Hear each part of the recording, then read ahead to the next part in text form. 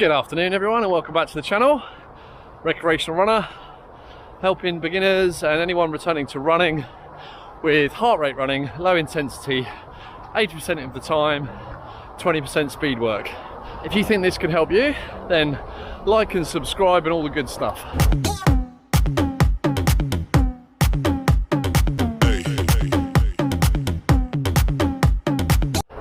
So I'm on my week 3. I actually missed a week last week.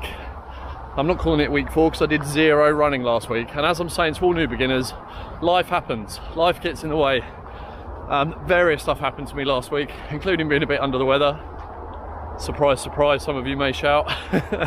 Need to up my vitamins. Need to sort out that diet, as I said last week. Diet is so important, not only to be fit and healthy, but to keep that immune system operating as well, especially as we're now into the colder months. Put a jacket on today. It's gonna be a short one this week. I'm not gonna film every single one of my 3 low intensity runs because that will get a bit repetitive anyway. Just know that we're doing them every week. Check out the plan on the Facebook page. Hey everyone, welcome back. This is run 3 of the week. I'm just doing 3 low intensity runs this week. I didn't film yesterday because I didn't want to bore you all with another run up the canal. I'm going to do a different route today. But to prove I did do the runs, up here I put the card from Strava. One thing with the Samsung Galaxy Watch and syncing to Strava is the Samsung Health app that it uses to record all of your workouts, etc. It is linked to Strava, but it's taking anything up to 3 or 4 days. Most times I do an activity. I mean, yesterday's run is actually up there today. So that only took 24 hours, but the last time I ran, it took about 3 or 4 days before the runs synced up, so that's a little bit frustrating. But anyway, next week is going to be week 4. We'll do 3 low intensity runs next week, and then week 5, just as I'm saying to all my beginners, I'm going to introduce speed work. So week after next is when we're going to put a speed session in, and I'll record that and tell you all about it.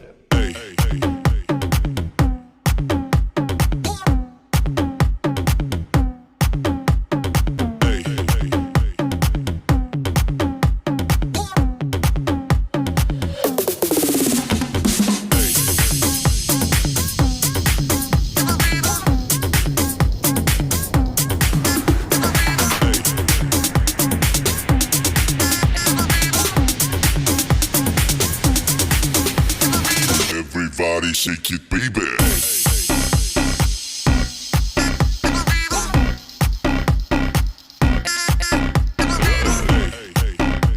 So that's run 3 of the week finished.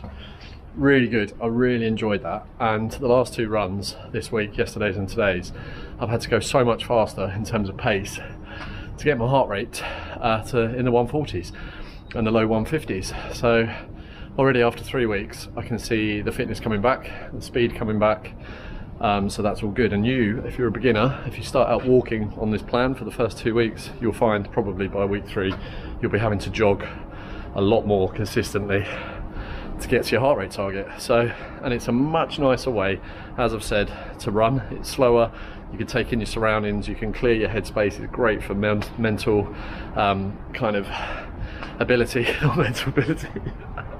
It's not good for remembering stuff after you've been running. You know what I mean? Mental health. It's good for your mental health.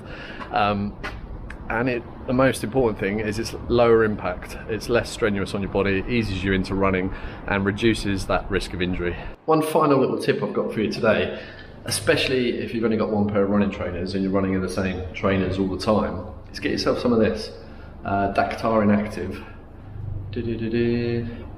It's spray powder. Which prevents athlete's foot. You're meant to spray it on your feet and in your socks, and it prevents the growth of fungus, basically, foot fungus. It's a real thing if you're running. Spray it in your shoes after each run. Let them dry air naturally as well, and it will eliminate the chances of you getting foot fungus.